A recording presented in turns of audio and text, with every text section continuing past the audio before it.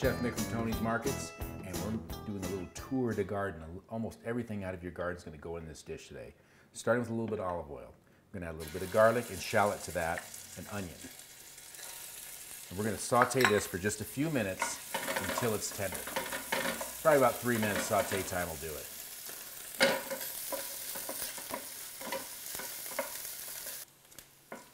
Okay, this is softened up and it's just starting to brown a little bit. Add some tomato paste to this. A little bit more. I like the tomato paste. I put a lot in there. And this will saute for just a couple more minutes. This is nice and brown, nice and brown. Let's add the rest of our vegetables. I've got about 8 ounces of sliced tomatoes. Plum tomatoes would be a good choice. I've got bell peppers, any color is fine. I have got some zucchini and some yellow squash. I've got eggplant. I am crazy about eggplant. All these go together with a cup of vegetable stock.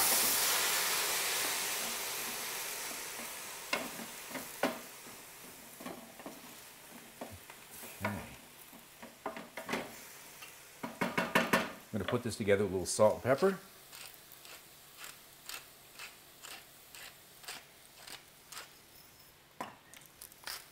A little salt. And then I've got some fresh herbs. I've got some fresh basil, some fresh oregano out of the yard, and let's see here. That's it. A little fresh oregano, a little fresh basil out of the yard.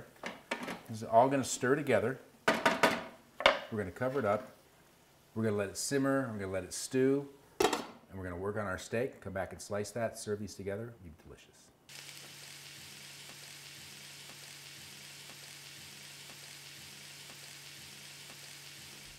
Okay, we got our steak done now.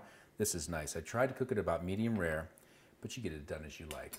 The secret is to brown the first side, turn it over, and then I went and glazed it with this Loganberry ancho preserves. Any real sweet preserve would work like this. Even an onion preserve or a chutney, something like that. You could skip it if you want, but it gives it a really nice flavor. And this is right here from Denver. So let's get this sliced, shall we? With a flank steak, the muscle grain runs in this direction.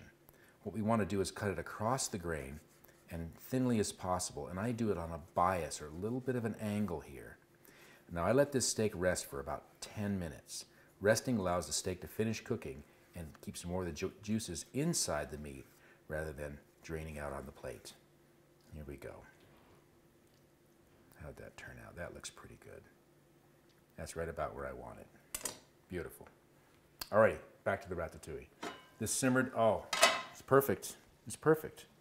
You could cook this longer or shorter depending on how much you like your vegetables cooked.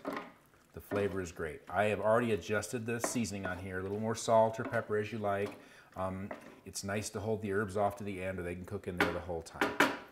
Got a little side dish with this. I've made a little barley. Barley is amazingly healthy for you. And I'm going to throw a little butter in here. Not too much considering that's about 8 servings of barley, a couple tablespoons of butter.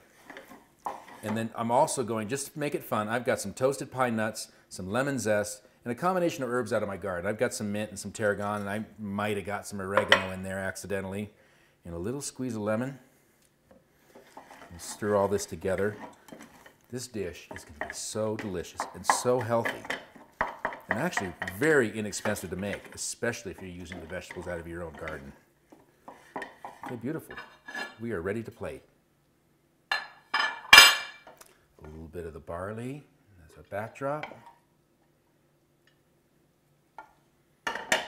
And our ratatouille.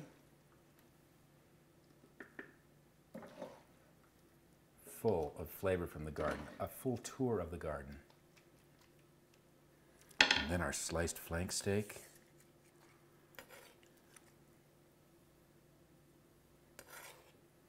Here we go. This is beautiful, easy. Anyone can make this.